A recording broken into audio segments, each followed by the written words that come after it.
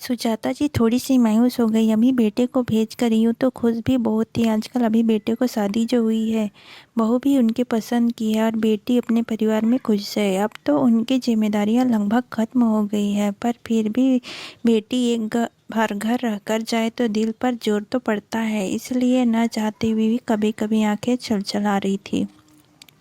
अचानक उन्हें एक याद आया कि एक लिफाफा जो अंजू उन्हें जाते हुए थमा गई थी कि मम्मी इसे फुर्सत में बैठकर पढ़ना और विचार करना, ऐसे भागदौड़ में नहीं। लेकिन सब्र कहाँ था। उन्हें जल्दी से उसे खोला, देखा तो एक खत था। उसे खोला और पढ़ने बैठ गई। माँ, बहुत खुश हूँ मैं कि आप अब माँ से एक सास भी बन गई। यूँ तो मेरी शादी के बाद ही आप सास बन गई थी, लेकिन फिर भी सास बहू के रिश्ते की अलग बात है।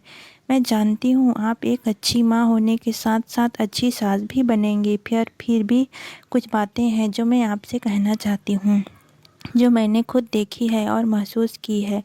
बहुत कोशिश की आपसे खुद कहूँ, पर हिम्मत नहीं जुटा पाई, तो इस खत में लिख दिया। जानती हूँ मैं आपकी इकलौती बेटी हूँ, जिसके कारण आप मुझे बहुत प्यार करती हैं। आपकी हर चीज़ मेरी पसंद से होती है, फिर चाहे वो घर के पर्दे, चादर, पेंट हो या आपकी साड़ियाँ, ज्वेलरी, कुछ भी आज तक आपने मेरे बिना नहीं लिया।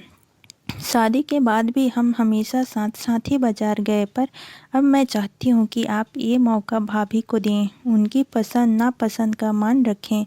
आप चाहें तो मैं उनके साथ हर समय मौजूद रहूँगी, पर उनके साथ या उनके पीछे, उनसे पहले या उनके विरोध में कभी नहीं, जब तक उनकी कोई बहुत बड़ी गलती न हो, क्योंकि अब इस घर का उनका हक है। मैं जानती हूँ आपको ये सब जानकर तकलीफ होगी, शायद आश्चर्य भी, क्योंकि मैंने आपको बहुत कुछ है जो कभी नहीं बताया है।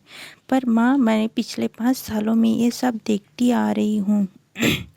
मेरे ही ससुराल में मेरी बातों में, भावनाओं या पसंद का कोई महत्व नहीं है। सिर्फ और सिर्फ मेरी नंदों का इसका हक है। मैं वहाँ से कुछ नहीं कर पाती, पर मैंने ये पहले ही सोच लिया था कि अपनी भाभी के साथ ये सब नहीं होने दूंगी। मैं कभी भी उनके जैसी नंद नहीं बनूंगी ना, खुद ही जैसी अपने भाभी को बनने दूंगी।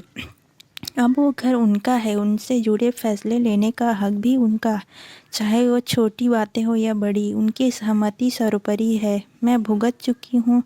आप जानती हैं माँ, मैं जब अपने ही कमरे में कुछ बदलाव करती हूँ तो दीदी मुझसे कैसे बात करती है, या घर में कोई भी नई चीज़ ले आऊँ तो उनके लिए मुझे कैसे सुनाया जाता है। हमारे यहाँ ये सब नहीं चलता। आपके मायके में होगा ये सब तो हर दिन लगभग मैं 3 से 4 बार सुनती हूँ। जब मैं उन्हें अपने साथ चलने को बोलती हूँ, तब भी उनके अलग अलग नखरे होते हैं। कभी आज नहीं, कभी भाभी या आप अपनी पसंद से ले लिए आइए, न साथ न जाने के ढेरों बहाने होते हैं। इसलिए अब मैं खुद सब करने लगी हूँ, किसी की परवाह किए बिना। आप जानती हैं, जब भैया मुझसे मिलने आते हैं ना, तो घर में सबका मुंह देखने लायक होता है। अगर उसके हाथ में कोई बड़ा सा गिफ्ट या सामान देख लें तो सब खुश हो जाते हैं। खाली हाथ उनका आना किसी को गवारा नहीं कहते हैं। अभी पिछले हफ्ते ही तो आया था, कोई खास काम था क्या मैं जानती हूँ, इसलिए उन्होंने अब घर आना भी कम कर दिया। मुझे यकीन है कि भैया ने ये सब बात आपको नहीं बताई होगी, इसलिए आप प्लीज़ भाभी के मायके से किसी के आने पर तानाकसी ना करिएगा, क्योंकि मैं इसका दर्द जानती हूँ। और घर वालों से मिलने की खुशी भी कभी उन्हें मत कहिएगा कि घर से क्या सीख कर आई है। जो भी नहीं, आप प्यार से सिखाइएगा, जैसे आपने मुझे सिखाया था। बस यही कहना था आपकी से कि अब मैं पराई होना चाहती हूँ। आपकी अंजू। सुजाता जी की आंखें भर आई, गंधा रूंध गया, मुंह से एक शब्द नहीं निकल रहा था। उनकी छोटी सी अंजू आज इतनी बड़ी हो गई कि अपनी माँ को ही इसने इतनी सारी सीख दे डाली, और खुद सालों से क्या क्या सहन कर रही है, इसकी भनक भी कभी नहीं लगने दी। सुजाता जी ने अंजू से बात करने के लिए फ़ोन उठाया। उधर से हेलो की जवाब में सन्नाटा था, तो इधर एक कपकपी थी। हंसते रहें, मस्त रहें, व्यस्त रहें, स्वस्थ रहें। धन्यवाद। वीडियो अच्छा लगे